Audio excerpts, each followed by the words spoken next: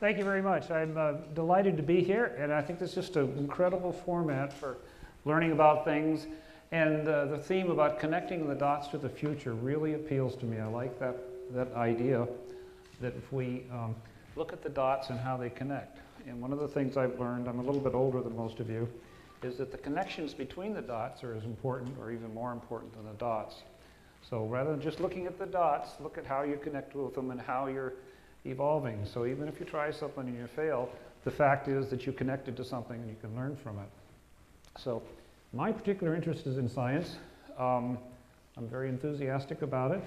As a NASA JPL Solar System Ambassador, I think I can change my slides here. There we go. I'm a speaker for them. I don't actually work for them, so I don't want to make it sound like I'm a real rocket scientist. But I consider myself to be a lifetime learner. I still learn things.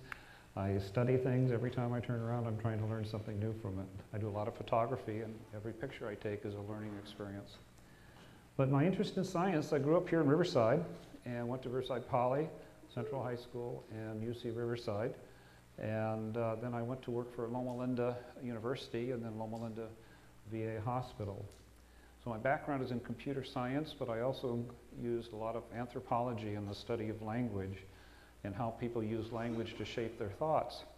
So I learned anthropology at UC Riverside, and I went to Loma Linda VA as a computer scientist working on electronic health records.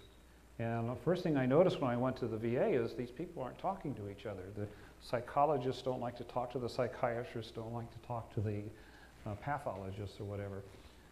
So I used my anthropology and I said, how do we get these people to talk? And how can we build a language, a computer language, to help them talk? So that became a electronic healthcare record system called VISTA, which is now one of the most popular electronic health records in the United States. At one point it was about half the electronic records in the United States use this system. So that was my major activity, and then science was good to me. I kind of retired when I turned 50 and started looking at other things of ways of using technology for humanitarian and educational use. And I discovered I really like education and science education, STEM that's called, science, technology, something, electronics and mathematics or whatever. And so that got me into the San Diego, or the NASA JPL Solar Systems Ambassador Program. I'm also a supporter of the San Diego Science Festival down in San Diego in March. We take over Petco Park, the baseball stadium, and probably about 250 science exhibits and 30,000 students come through there. It's all free, and it's a wonderful, wonderful thing for the day. So what I thought I'd talk about, if I can figure out how to make this work, I think we're fighting the joys of science here.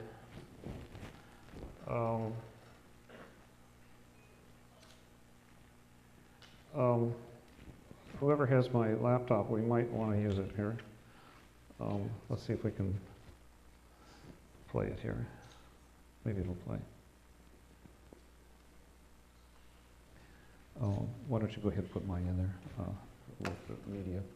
So one of the problems with computers getting everything to plug together, so that was one of my experiences. What I'll be talking about a little bit is the NASA Mars Curiosity program. Anybody hear of that, the rover? How many have heard of Curiosity? Great. How many watched it land in August? Oh wow, that's incredible. So to be talking about that and the science that goes into that, and what, just sending a rocket to the moon is, the moon's a pretty big thing relative to Mars. If you look at Mars, it's just a little dot out there, but the moon's a pretty big thing to hit. Mars is a whole lot harder to hit, and you send this rocket around there, and it goes 9 months, and you have to hit the Mars at a certain revolution, so it's rotating. You have to go in there. You have to figure out what the atmosphere is going to do to you. And I think we've had about a 50% success ratio in getting our rockets to land on Mars, and so it's an incredibly precise thing. So one of the things that I like to do when I talk about these things is all the different sciences that are involved in getting a rocket to the moon and the Explorer.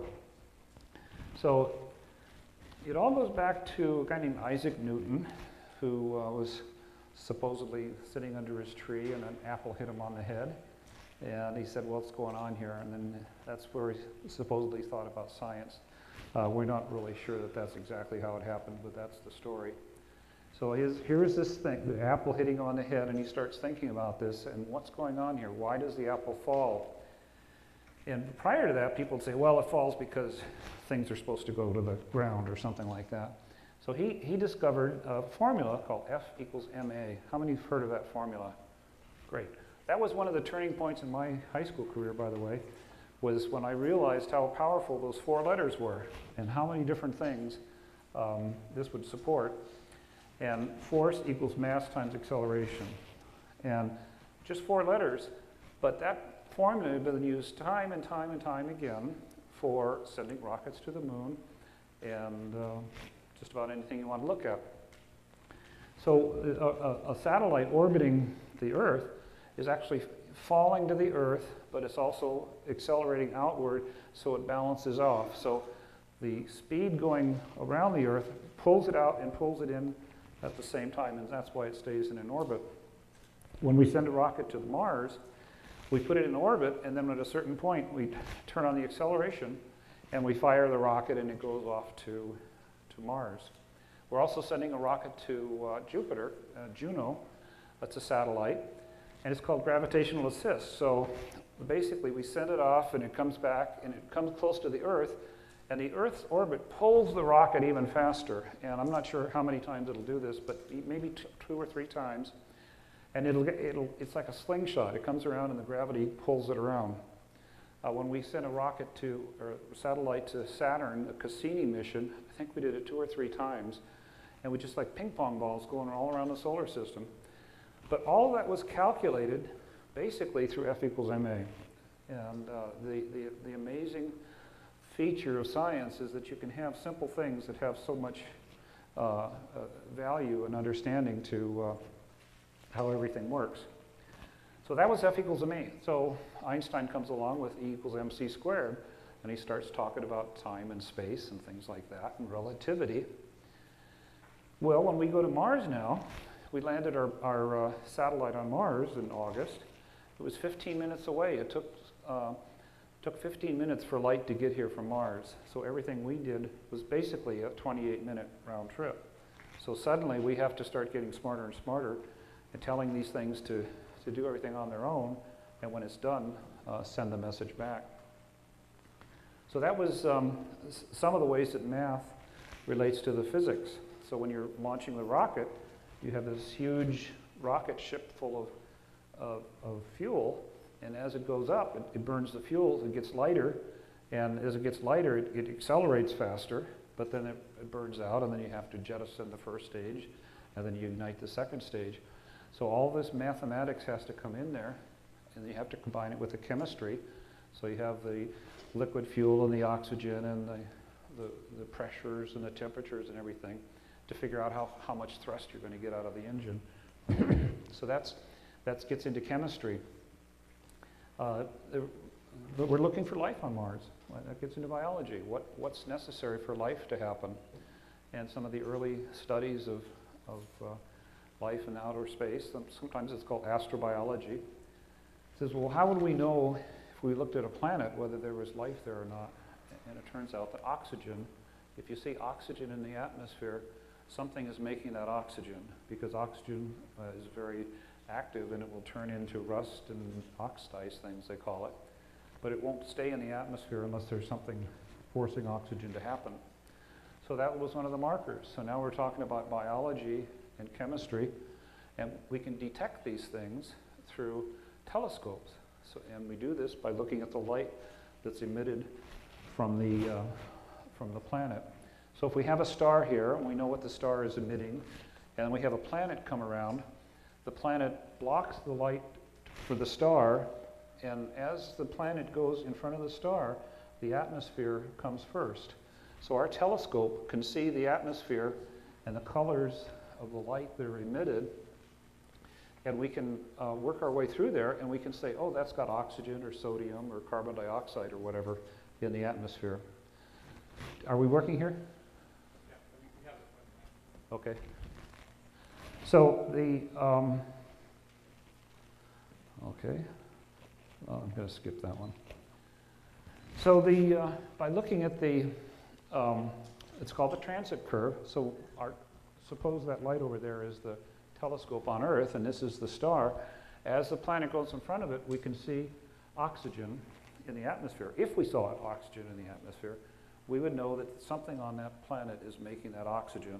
And the most likely thing today is life and photosynthesis, stuff like that. So now we're looking at chemistry, physics, the telescope making, the computers. We're using telescopes in space now to do all this. But astronomy is this complete blending of all these different sciences put together. Can we show the, am I online now? Can I show my video on the screen?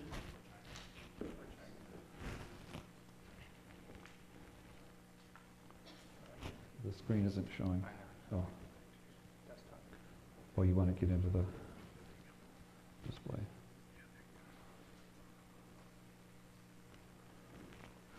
So that's just an example. The geology is a big thing, and it turns out when we went to Mars, it looks a lot like Death Valley and the deserts of the Utah and things like that. So what does that mean? And if you find a rock of a certain characteristic, if it's round, it has one thing.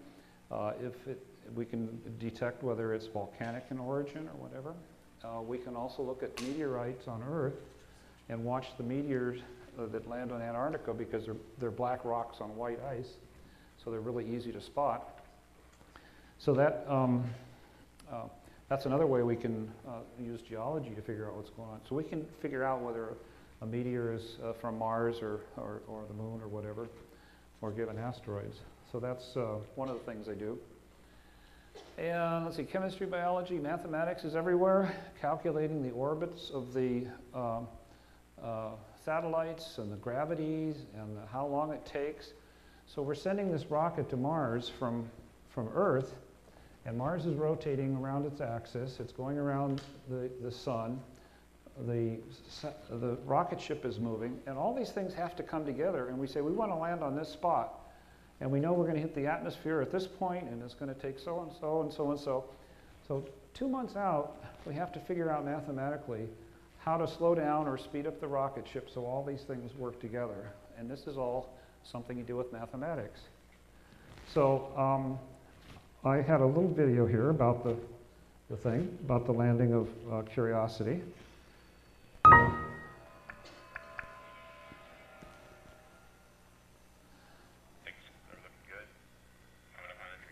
Can you hear? Is the audio working? Are you hearing the audio? No audio. As we go in here. It is reporting that we are seeing G's on the order of 11 to 12 Earth G's. Commercial 2 is starting. We are now getting telemetry from Odyssey. We should have parachute deploy around Mach 1.7. Parachute is deployed. We are decelerating. Speed chill has separated where we found the ground. We're down to 90 meters per second at an altitude of 6.5 kilometers descending. Standing by for batch cell separation.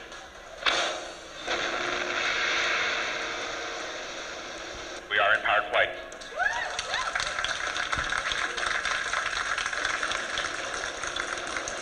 We're at an altitude of 1 kilometer descending. Standing by for sky crane. Sky crane is starting.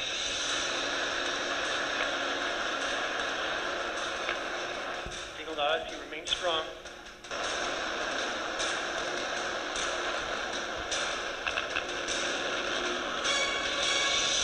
Touchdown confirmed. We're safe on fire.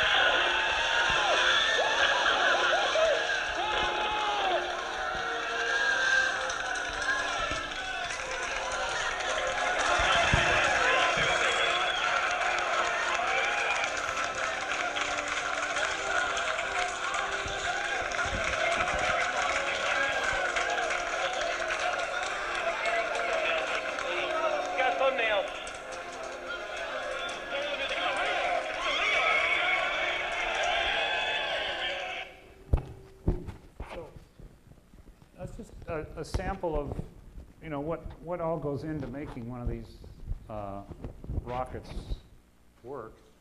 Are we back on my audio? Okay. And the moral of the story is that having a project like the Mars Curiosity or the Saturn Cassini or the Apollo program to get a man on the moon, it's a way of focusing all these different sciences and technologies into a single project. So it's very focused. And in my career, I've been fortunate enough to meet a lot of very famous people. Well, they weren't famous at the time. So I was in Los Angeles at a trade show, and I saw this little card table with this guy with a credit card machine and a stack of cassette tapes and great big glasses. He was about 19, and his name was Bill Gates. And he just dropped out of Harvard, and he tried to sell me a cassette tape with his software on it, and I didn't want it. But we had a long argument about how to do computer systems, and he wouldn't listen to me. And anyway, so he was just a guy that had an idea and a vision and made it happen. And he was very focused, very laser focused, and I think that's really what I've seen in the successful people is having a vision and having a focus. A little bit later I met Steve Jobs, and he was about 19, and he just got out of his garage and was starting Apple Computer, and he was wearing a suit and a necktie, and I took a picture of him. I think I have the only picture of Steve Jobs wearing a necktie. But he had the same laser focus of very determined. He was going to build, it was called the Apple II at the time, and he had this whole vision, and it was very, very persistent about it. He knew what he wanted to do, and he did it. I met the guy who invented the mouse. Doug Engelbart is his name, and he was at Stanford Research Institute. He's around 80 some odd years old now. And he tried so many different ways. He had this vision. This was in 1968 when everybody else was using punch cards for computers. But he had this vision of the screen with looking like a desktop with Windows, and it's what you see on your Mac or Windows today. But at the time, that was a very radical vision. And he didn't know how to move things around there, so he had to invent a pointer device. So one of his ideas was he took a sewing machine. I don't know if you've seen a sewing machine where you sit down and there's a lever that you push with your leg to make the motor go. So he took a sewing machine with two levers, and that was the first mouse. You had to sit there and move the mouse left with one knee and up down on the other knee. So that didn't work, by the way. So he kept trying again and again and again, and finally ended up with this big block of wood that had a wheel on it that was really sharp and would cut you, actually, if you did it, but that was the first mouse. But he kept trying, and he kept making things work. A lot of people have good ideas. There's no limit to people with good ideas, but I think the people who really succeed are the ones that have the persistence to make them happen and push them all the way through. So if there's any advice I can give you is, number one, learn your science and engineering if that's what you want to get into, math, all these sciences all can work. And if you have a vision, you can change the world. Sean Carlson will be talking about changing the world with science later this afternoon, but I think that we've seen lots and lots of cases where people come up with a simple little idea and persist and make it happen. So one of those ways of doing it is through science. You can do it through writing books or poetry or making movies and things like that also. But I think what's unique about science is that we can build on top of each other's work. And going back to Isaac Newton, he's reported to have said, if I have seen farther than others, it's because I've stood on the shoulders of giants. So the science allows you to build and then step on top of things. So you people today are coming into a world with Google and Facebook and cell phones and smartphones, and you probably have no idea what it's like to use a dial phone that's attached to a wall. But you can still talk that way. But anyway, so you have incredible new tools for doing all this, incredible areas for innovation, and I encourage you all to follow your interests, and if you have a vision, pursue it. That's it. Thank you very much.